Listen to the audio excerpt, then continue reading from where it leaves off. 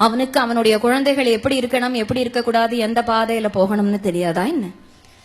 அப்போதான் பரமஹம்சர் 2 விதமான சரணாகதியை சொல்றார். மர்க்கட்ட ரீதியான சரணாகதி, மார்ஜால ரீதியான சரணாகதி. அதாவது ஒரு குரங்கு குட்டி, ஒரு பூனை குட்டி.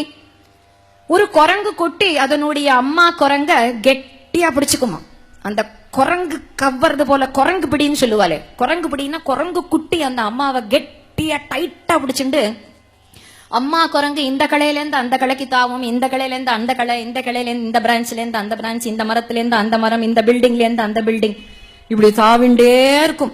அப்போ அந்த குட்டி குரங்கு கெட்டியா பிடிச்சுட்டு இருக்கிறதுனால கூட கூட கூட கூட கூட கூட அதுவும் தாவும். ஆனா குட்டி குரங்குக்கு எவ்வளவு பலமோ அவ்வளவுதானே அந்த டைட்டா அந்த கிரிப் இருக்கும். சில சமயம் பலம் குறைச்சலா போயிடுதுன்னா பட்டுன்னு அந்த கை நழுவி அந்த குரங்கு குட்டி கீழே விழுந்துடும். ஆனா பூனை குட்டிக்கு அப்படி கிடையாதான். பூனை குட்டிக்கு அம்மா பூனையை பிடிச்சிக்க தெரியாது. ஒரே இடத்துல இருந்து மியாவ் மியாவ்னு கத்தும். பூனை குட்டி கத்துறது குழந்தை கத்துறது மாதிரியே இருக்கும். அப்படியே குழந்தை கத்துறது மாதிரி இருக்கும். பரிதாபமா இருக்கும் அது கத்துறது பார்த்து. அம்மா பூனைக்கு அடாடா பூனைக்குட்டி கத்துறதே, பூனைக்குட்டி கத்துறதேன்னு அம்மா பூனை என்ன பண்ணுமா, அந்த ஏங்கி கத்துற பூனைக்குட்டிய வாயால அந்த பூனைக்குட்டியோடைய கழுத்தை கவ்வி ஆசையோட அந்த பூனைக்குட்டியை எடுத்துன்னு போய் ஜாகிரதையா இங்கேருந்து அங்க, இங்கேருந்து இங்க, இங்கேருந்து அங்கன்னு அந்த அம்மா பூனை பூனைக்குட்டிய கவ்வும். பூனை விஷயத்துல குட்டி அம்மாவை பிடிச்சுக்காது, அம்மா குட்டிய பிடிச்சுக்கும்.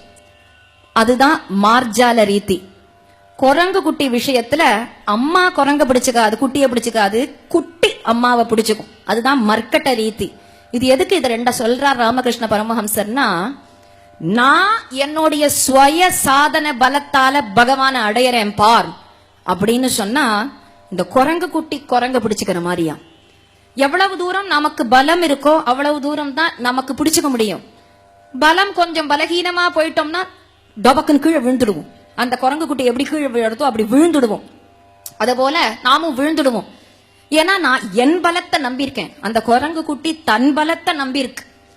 நான் என் பலத்தால கரையேறேன் பாரு, இது என்ன பெரிய விஷயமா, மாயதானே, நான் ஜெயிச்சுடுவேன் அப்படின்னு சொன்னா குரங்கு குட்டி பிடிச்சுக்கிறது போல சில சமயம் விழுந்துடுவோம்.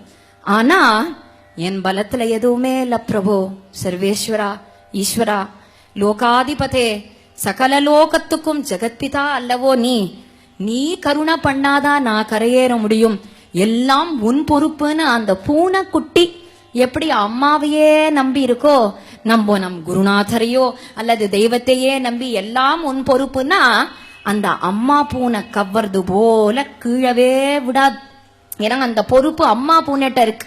பலமே வேண்டாம் நமக்கு, யோக பலமும் வேண்டாம், யாக பலமும் வேண்டாம், தபஸும் வேண்டாம், சாதனை எதுவுமே பண்ணாத போனாலும் ஒரு சரணாகதன்கிறவன் பூனை குட்டிய போல எதுவுமே நமக்கு பண்ண தெரிய வேண்டாம், எதுவுமே ஒரு பாட்டும் பாட தெரிய வேண்டாம், எதுவுமே நமக்கு சொல்ல தெரிய வேண்டாம், நமக்கு எதுவுமே புரிய வேண்டாம், புரிஞ்சிருக்க வேண்டாம், கர்மயோகம் வேண்டாம், பக்தி யோகம் வேண்டாம், ஞான யோகம் வேண்டாம். ஒண்ணு வேணுமா, குரு நம்மளை காப்பாத்துவார்.